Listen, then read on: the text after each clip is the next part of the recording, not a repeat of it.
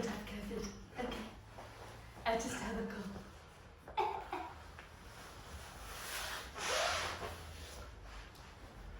Alright guys, our next lesson is going to be on the cross choke.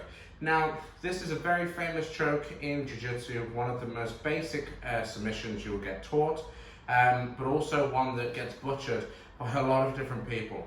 So we have to make sure that we learn the correct concepts of the choke, what makes it work, I'm not sure I'm there too, is for me. Alright, stop. Ready? Okay.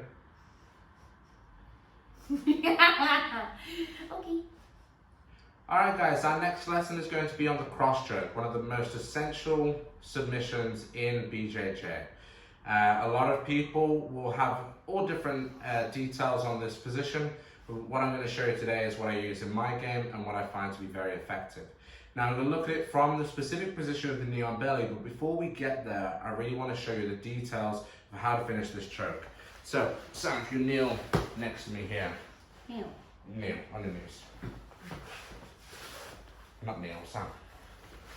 Alright, so the choke is going to be opening the lapel and feeding my hand in nice and deep.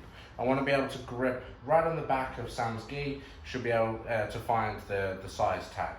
So reach all the way to the back from here. The next thing we're going to do with the other hand is just grip any part of the material that's on the other side. So this part of the gi here, we're not putting the hand inside the rubber. So lock and into position. Now when I'm using this choke, I should be able to finish without bending my arms. A lot of common mistakes are scissoring the elbows like this, you see, or pulling in from here, you see. I don't want to close my elbows without first understanding how to apply the choke. And the choke comes from this wrist. So I flex my knuckles in, and that pressure there is what's applying the choke. If you look very closely, if I do a zoom in post, you'll see Sam's face as I come into position. Now, obviously if I don't have my second hand on the other side of Sam's neck, she can just look away and relieve the pressure from the choke. So I need another hand to stop her face from looking the other direction. And that's the purpose of the second hand. That's why we just make a grip anywhere. My forearm is simply stopping her from looking this way.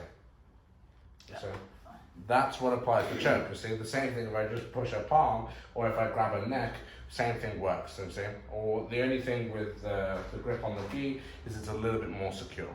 So we lock the position, I grip, my forearm is against the neck. All I'm going to do from here is, again, if you look very closely in at my hand, I close my fist and I keep my arm straight. I bend and flex the wrist. So I'm just bringing my knuckles back to my forearm and my wrist bone into Sam's neck. Yeah. See? Tap my forearm. Yeah. You see? When we apply that same principle of now closing my elbows towards my rib cage while closing the choke, then we get a strong, powerful cross choke. And now we understand the principle of how it works, and then we can apply it to all positions that we're in, the mount, the closed guard, the half guard, or the knee on belly, where we're going to learn it today. Do you think this camera's okay when we sit here? Yeah. Can it see? Yeah. Do you think? Yeah. Okay.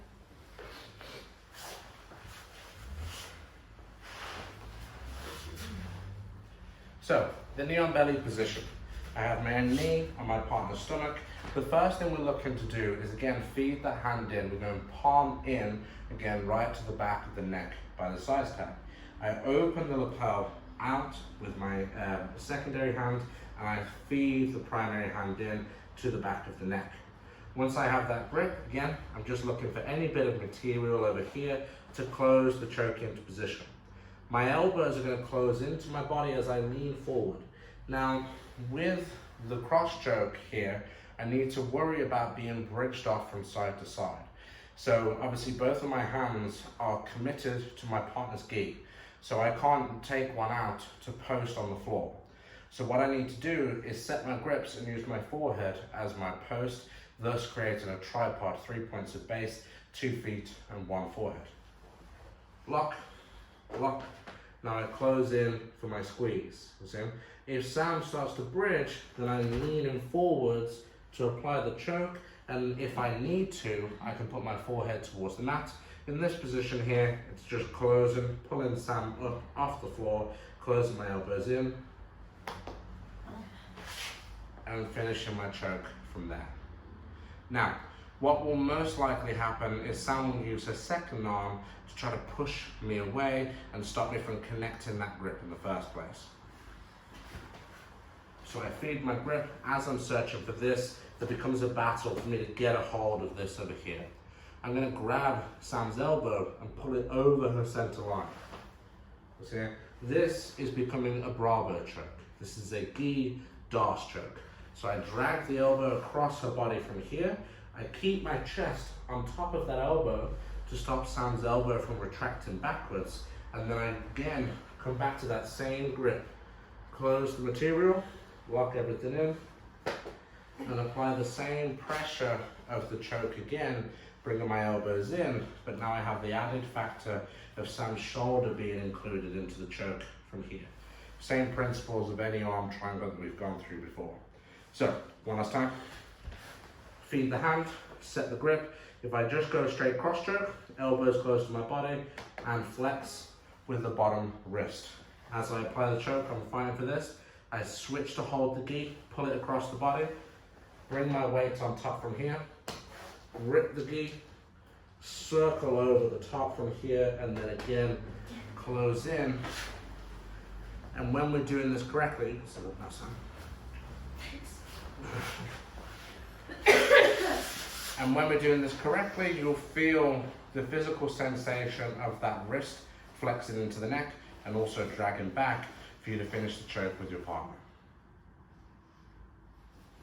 What's the other thing I was going to show? Base butt choke. 180 armbar? Base of that and the 180. 5 techniques we've done. We've done 4. Is that your